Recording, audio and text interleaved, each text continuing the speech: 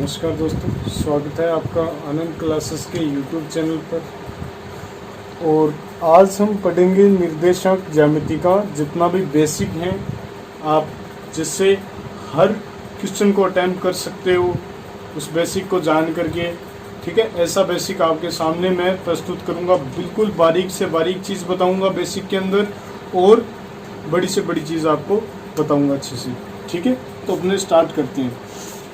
सबसे पहले मैं दो रेखाएं लेता हूँ। समतल है, ये एक समतल है, इसमें दो रेखाएं ली जाती हैं। दो रेखाएं ली जाती हैं जो क्या है, एक दूसरे के लंबवत हैं। ठीक है, और इस रेखा को नाम दे देता हूं मैं वाई वाई डैश, और इस रेखा को नाम दे देता हूं मैं एक्स एक्स डैश। ठीक है, जो अब अपने पास ये जो रेखाएं हैं, दो रेखाएं हैं, एक दूसरे के क्या हैं, लंबवत हैं। एक दूसरे के लंबवत हैं, परपेंडिकुलर हैं। ठीक है, ये दोनों रेखाएं जिस बिंदु पर प्रतिच्छेद करती हैं, है ना, आप लोग देख रहे हो, ये किस पर प्रतिच्छेद करती हैं, ओ पर प्रतिच्छेद करती हैं। तो इस ओ को बोलते हैं अपने मूल बिंदु। ठीक है, इसको बोलते हैं मूल बिंदु। ठीक है, इस चीज का ध्यान रखना है अपने को कि दो रेखाएं होती हैं जो एक दूसरे के लंबवत होती हैं, जहां पे प्रतिच्छेद करती हैं, उसको बोलते हैं मूल बिंदु। ठीक है, ये मूल बिंदु हो गया। अब ये मूल बिंदु अपने पास चार हिस्से बना रहा है इस समतल के। ठीक है, तो ये पहला जो हिस्सा है इसको बोलते हैं प्रथम चतुर्थांश। चतुर्थांश, ठीक है, और इसको बोलते हैं सेकंड चतुर्थांश, और ये थर्ड, और ये फोर्थ। ठीक है, ये फोर्थ हो गया। अब ये चार चतुर्थांश है अपने पास, इसके अंदर बिंदु क्या होगा, स्थित होगा। और बिंदु की स्थिति को किस हिसाब से देखा जाता है वो हमें ध्यान रखना है। ठीक है, बिंदु की किसी भी स्थिति को बताना होता है तो सबसे पहले उसकी y अक्ष से दूरी बतानी होती है। y अक्ष से दूरी क्या होती है, x का जो मान होगा वो होगा y अक्ष से दूरी। ये y अक्ष है ना, इससे इस बिंदु की दूरी बतानी है अपने को, तो ये होगा x का मान। ठीक है, फिर बतानी होती है अपने को तो इसकी x अक्ष से दूरी। x अक्ष से दूरी का क्या कहलाती है, y कहलाती है। ठीक है, और हमने 8वीं क्लास में 9th क्लास में पढ़ा था कि इसको बोलते हैं अपने भुज, और इसको बोलते हैं अपने कोटि। इसको बोलते हैं भुज और इसको बोलते हैं कोटि। ठीक है, अब ये चीज आप लोगों को पता होना चाहिए कि भुज कौन सा है और कोटि कौन सी है। तो भुज की अगर आपसे परिभाषा पूछी जाए तो आप लोग क्या कहोगे कि किसी बिंदु की y अक्ष से लंबवत दूरी क्या कहलाती है, भुज कहलाती है। y अक्ष से लंबवत दूरी क्या कहलाती है, भुज कहलाती है। और कोटि क्या कहलाती है, किसी बिंदु की x अक्ष से लंबवत दूरी। ठीक है, बिल्कुल सीधी दूरी है, यही तो कहलाती है, कोटि कहलाती है। ठीक है, एक चीज तो ये पता होनी चाहिए आप लोगों को। अब आपने यहाँ पे क्या पढ़ना है, पहले क्वेश्चन तो यही है, इसके अंदर भी बिंदु बताइए कहाँ पे होगा, ये बिंदु कहाँ पे होगा, तो वो आप लोग कर सकते हो। अब इसमें दूसरा पॉइंट ये आता है बेसिक के अंदर कि अपने को दो पॉइंट दे दिए जाते हैं। जैसे ये दे दिया मैंने x1 y1, और इसको नाम दे दिया मैंने x2 y2। ठीक है, दो पॉइंट है आपके पास, इसका नाम है P और ये है Q। ठीक है, इनके बीच की दूरी ज्ञात करो, ये दूसरा कंसेप्ट है इसका। ठीक है, इस प्रश्नावली का दूसरा कंसेप्ट क्या है कि इन दोनों के बीच की दूरी ज्ञात करना। तो दूरी कैसे ज्ञात करेंगे अपने, इसमें सीधा फॉर्मूला दिया हुआ है, PQ यानी बीच की दूरी बराबर किसके होती है, under root x2 minus x1 की whole square plus y2 minus y1 की होल स्क्वायर। ठीक है, इस तरीके से अपने सीधा ज्ञात कर सकते हैं इसको।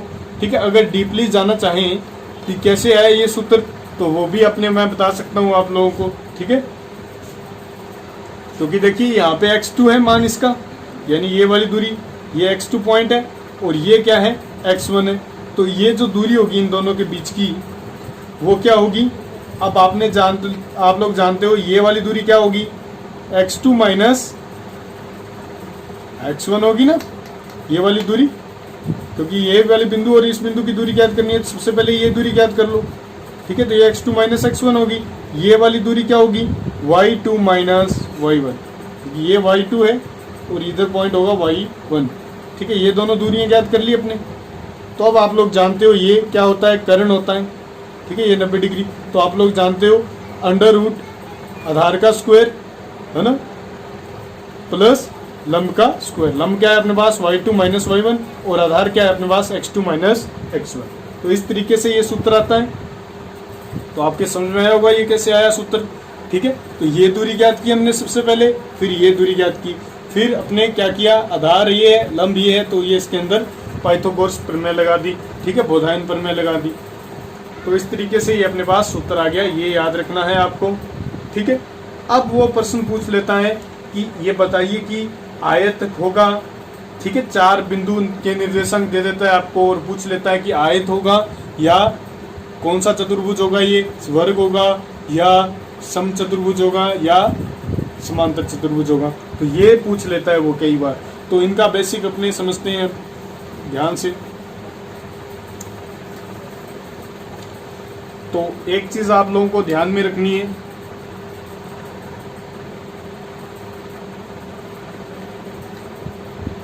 ठीक है, ये क्या है, वर्ग है, और ये क्या है, आयत है अपने पास। ठीक है, और ये क्या है अपने पास,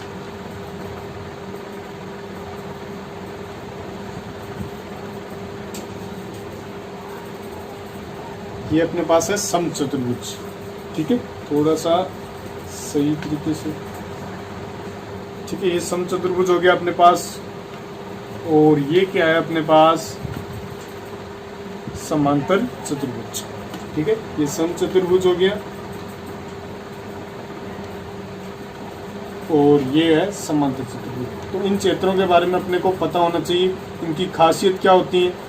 ठीक है, इनकी खासियत ये होती है कि आयत के अंदर जो सिस्टम होता है, जैसे इन दोनों बिंदुओं की दूरी ज्ञात की आपने, इन दोनों बिंदुओं के बीच की दूरी ज्ञात की, तो ये दोनों बराबर आ जाएंगी और ये दोनों बीच की दूरी बराबर आएगी।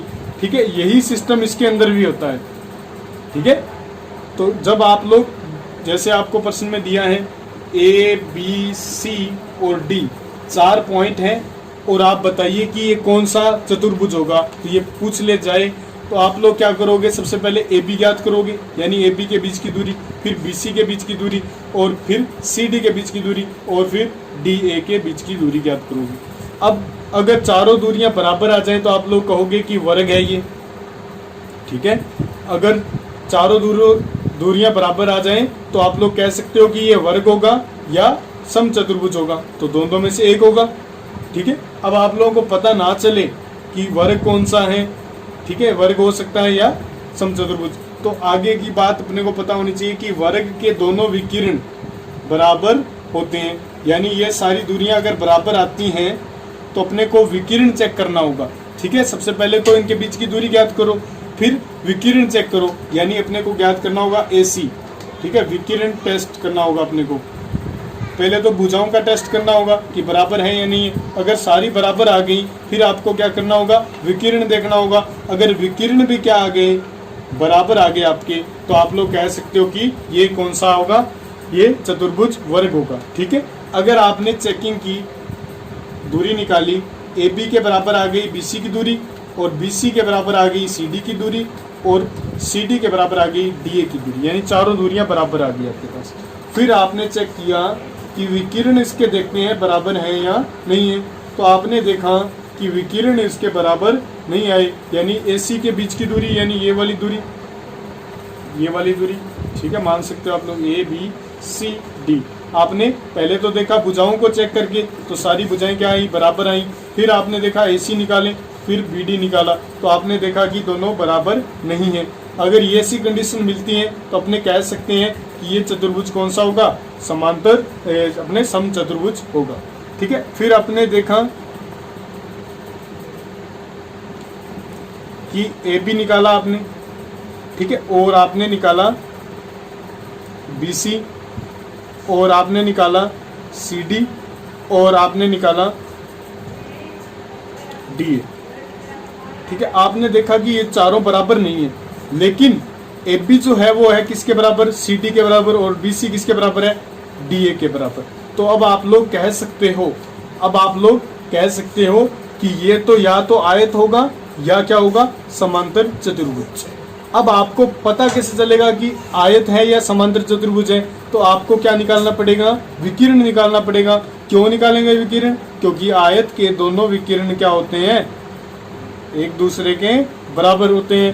ठीक है, तो ये दोनों बराबर होते हैं, तो आपने निकाला AC और आपने देखा कि ये बराबर आया BD के, तो आप लोग कह दोगे कि ये आकृति होगी वो इन चार शीर्षों से मिलकर के बनी आकृति आयत होगी। अगर आपने देखा कि AB CD और अपने पास DA और BC ये सारे के सारे क्या है, इसी कंडीशन में आए हैं। AB किसके बराबर आया, CD के, और BC किसके बराबर आया, DA के। तो अब आपने देखा कि ये बराबर आया इसके, ये वाला हिस्सा इसके बराबर आया और ये इसका इसके बराबर आ गया। ठीक है, साइड ने चेक कर लिया आपने सबसे पहले। अब आपको दिमाग में आना चाहिए कि या तो ये आयत होगा या होगा समांतर चतुर्भुज। तो समांतर चतुर्भुज पता नहीं चल रहा अपने को इतने से, तो अपने क्या करेंगे, अब विकिरण का टेस्ट करेंगे।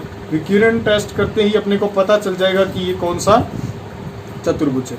ठीक है, आपने निकाला AC और आपने निकाला BD, तो आपने देखा कि AC और BD का मान बराबर नहीं है, यानी इसके बीच की दूरी और इसके बीच की दूरी बराबर नहीं हो, तो अपने कह सकते हैं कि ये कौन सा चतुर्भुज होगा, समांतर चतुर्भुज होगा। एक तो ये कंसेप्ट आपको ध्यान में रखना है। ठीक है, बीच की दूरी पता होनी चाहिए, फिर ये चीजें आती हैं अलग अलग। अब एक और कंसेप्ट आ जाता है इसके अंदर, जो है कि तीन बिंदु सैरेख हैं, चेक करना। ठीक है, सबसे पहले तो सैरेख रेखा किसे कहते हैं, अपने बात कर ले बेसिक से। तो सैरेख रेखा किसे कहते हैं, समरेख रेखा किसे कहते हैं।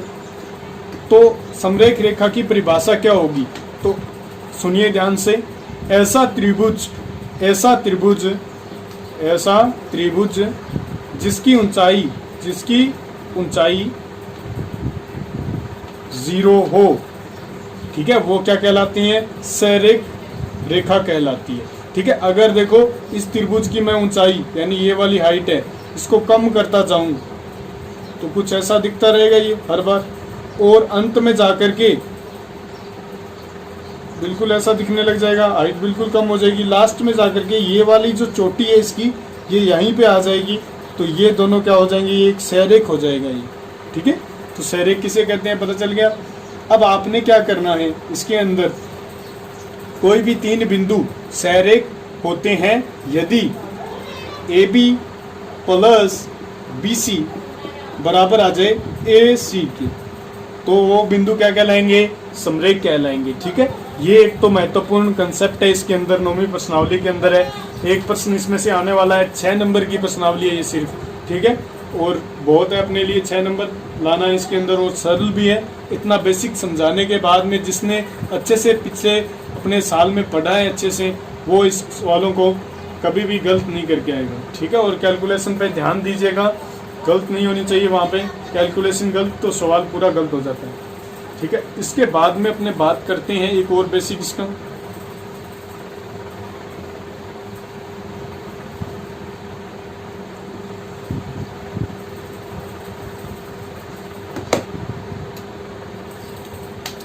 अब देखो दो बिंदु हैं, इनको मिलाने वाली रेखा को एक बिंदु अंदर से विभाजित करता है, यानी अंत विभाजित करता है, और इस भाग में इनको बांट देता है, M1 अनुपात M2 में बांट देता है। ठीक है, दो बिंदु हैं X1 Y1 और X2 Y2, इनको मिलाने वाली रेखा को एक बिंदु इस अनुपात में बांट देता है, तो बिंदु के निर्देशांक ज्ञात करो। ये प्रश्न बहुत बार आता है परीक्षा के अंदर, और ये सरल सा है, X और Y के मान ज्ञात करने हैं। यदि अंतः विभाजन होता है तो ये सूत्र होता है अपने पास M1 M2। अब देखो लिखने का तरीका होता है इसका, M1 m2, अंत विभाजन हो रहा है तो प्लस प्लस 1 के साथ क्या आएगा, x का मान 2 वाला, ठीक है, और 2 के पास क्या आएगा, x1 आएगा, ठीक है। तो ये सूत्र बन गया इसका। और y बराबर कितना होता है, m1 y2 plus m2 y1, ठीक है। ध्यान से सुनना, इसको याद हो जाएगा साथ ही साथ ही आपके, तो फायदा बहुत होगा, ठीक है। तो ये इस तरीके से इसका अंत विभाजन का सूत्र आ गया अपने पास। अब कई बार वो हो जाता है कि दो बिंदुओं को मिलाने वाली रेखा है, ठीक है, जैसे x1 y1 है एक बिंदु तो, और दूसरा है x2 y2, उसको एक रेखा विभाजित कर रही है, बाह्य विभाजन कर रही है उसका, ठीक है, और किस अनुपात में कर रही है, m1 अनुपात m2 में। जब बाह्य विभाजन की बात करें अपने, बाह्य विभाजन की, तो सूत्र चेंज हो जाता है। चेंज कुछ भी नहीं होता, सिर्फ ये चिन्ह चेंज होता है, ठीक है। x बराबर आ जाता है m1 माइनस m2 अपॉन में m1 माइनस m2, ठीक है। x2 आएगा यहाँ पे, x1 आएगा। आप लोगों को बताइए y बराबर क्या आ जाता है, m1 y2 minus m2 y1 upon में m1 माइनस m2। तो इस तरीके से ये दो सूत्र ये है और एक सूत्र वो है, और एक बेसिक और इसका बता देता हूं मैं आपको, ठीक है। जो आपके समझ में आए तो बढ़िया है, अगर ना आए तो आप लोग कोशिश करना इसको समझने की। जैसे दो बिंदुओं को मिलाने वाली रेखा, ये बढ़िया प्रश्न है आपकी बुक का ये, ठीक है। इन दो बिंदुओं को मिलाने वाली रेखा को एक रेखा प्रतिच्छेद करती है, मान लीजिए ये है, ठीक है, प्रतिच्छेद करती है और इसको m1 अनुपात m2 में बांटती है। इन दोनों बिंदुओं को मिलाने वाली रेखा को एक अन्य रेखा प्रतिच्छेद करती है तथा इसे m1 अनुपात m2 में बांटती है। तो प्रतिच्छेद बिंदु के निर्देशांक ज्ञात करो, ये प्रश्न आ जाता है।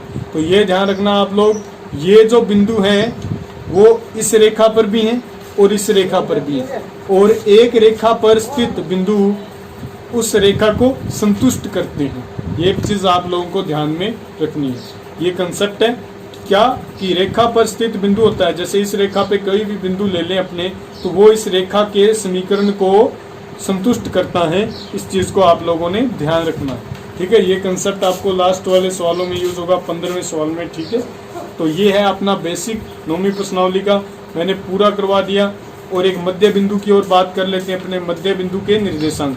तो आप लोग जानते हो मध्य बिंदु कब होगा ये रेखा के अंदर, जब ये दोनों अनुपात बराबर हो, तो अपने पास उसके निर्देशांक होते हैं ये, ठीक है, m1 x1 प्लस x2 बटा में 2, y1 प्लस y2 बटा में 2। ये मध्य बिंदु के निर्देशांक ज्ञात करने का सूत्र है, ठीक है। तो आप लोगों को समझ में आया होगा अच्छे से, और वीडियो देखते रहिएगा।